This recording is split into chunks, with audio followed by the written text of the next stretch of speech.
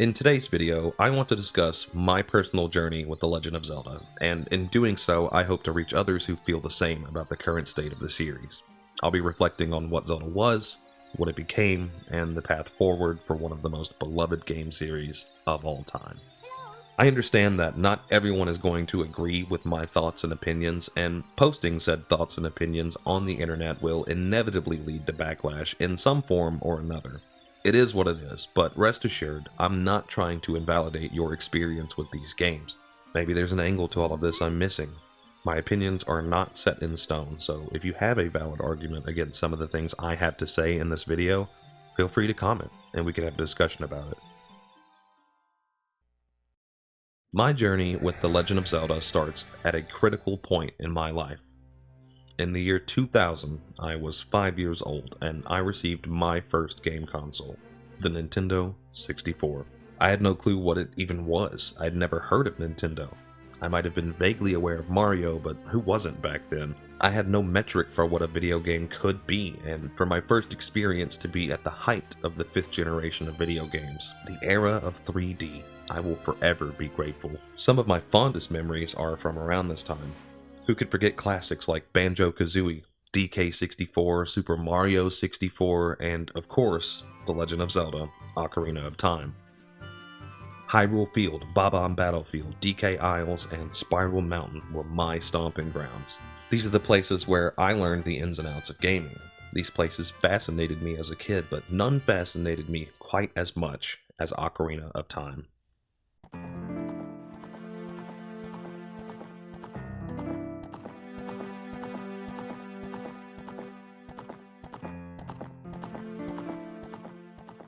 As a kid, this title screen really stuck with me. The beautiful and haunting melody plays as Link rides Epona through Hyrule Field. The haunting melody is evocative of hardships, turmoil, and even a little bit of hope. It's iconic. The tone is set before you even press start.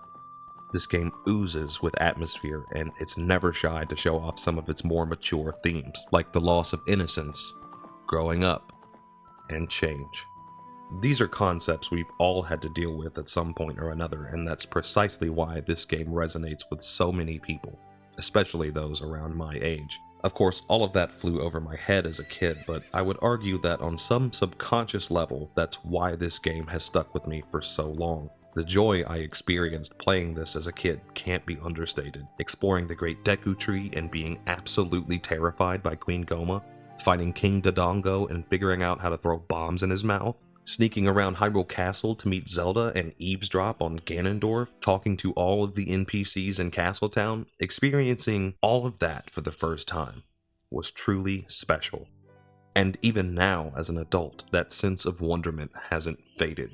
This is what Zelda is to me. This game's structure, as well as its gameplay elements, make up the foundation of what I think a Zelda game should be, or at least that's how I used to feel, but I'll touch on that in a bit. Right now, I think it's important that we discuss exactly why I feel so strongly about this title in particular. Nostalgia. A sentimental longing or wistful affection for the past, typically for a period or place with happy personal associations. Clearly, my infatuation with Ocarina of Time is a direct result of nostalgia, and it's this bias that shapes what I believe is the essence of Zelda. Since the release of Breath of the Wild, I have struggled to accept that the games I came to know and love are being left behind. This new direction Nintendo has decided to implement stands in stark contrast to what made me love Zelda as a franchise. Long gone are the days of crawling through dungeons, collecting key items, and having epic boss battles. Instead, we have an open world and emphasis on freedom of exploration, and these are fantastic gameplay elements in their own right. I'm not going to lie and tell you I hated Breath of the Wild. I loved it. It's an amazing game, but it doesn't feel like the games I grew up with. It doesn't feel like Zelda. Ironically, this game is one of my least favorite Zelda titles, and it also happens to be the Zelda game I've played the most due to its massive scale and freedom to explore. I imagine the previous generation of Zelda fans had to deal with this too when the series shifted to 3D. Long gone were the NES and SNES days of top-down action adventures. Those kids grew up and watched a franchise they love change. This story isn't unique to me. those kids from the NES days, or even to Zelda at all. It's a fact of life. It's the same concepts that Link had to come to terms with in Ocarina of Time. Losing your innocence, growing up, and dealing with change. The truth is that Zelda wouldn't be here today if they hadn't changed the core concepts and gameplay mechanics. No one would have bought a top-down 16-bit Zelda game in 1998. After establishing the new core concepts in the 3D era, Nintendo went on to make more games utilizing these concepts, and by 2011, it was clear the formula was getting stale. Skyward Sword is the worst-selling mainline 3D game in the series, and that's because they weren't making enough meaningful changes. Although I disagree with that sentiment, and if you want to hear me rant about that specifically, you can watch my Skyward Sword video. The point I'm trying to make is that this series had to change. It had to grow up, just like all of us, and for the longest time, I've struggled with that fact. Breath of the Wild was an amazing game, but the story didn't resonate with me. Most of the interesting things were shown to you through flashbacks. You didn't take part in that story, you merely remembered it. This has always stuck out to me, as it's become common knowledge these days that you're supposed to show, not tell, when crafting a story. And for these flashback scenes, I just can't wrap my head around why we didn't get to play through these story beats. Simply remembering them felt like a cheap way to tell the story. The dungeons had no identity of their own. It was all ancient Sheikah tech, just like the shrines, and the champions felt like cheap stand-ins for the sages. They feel hollow, and on repeat playthroughs they feel like a chore rather than a treat. I loathe having to board Vah Rudania, or any beast for that matter, but I get excited every time I enter the Fire Temple, or the Forest Temple. Hell, even the Water Temple is more exciting than the beasts. Don't even get me started on the Calamity Ganon fight.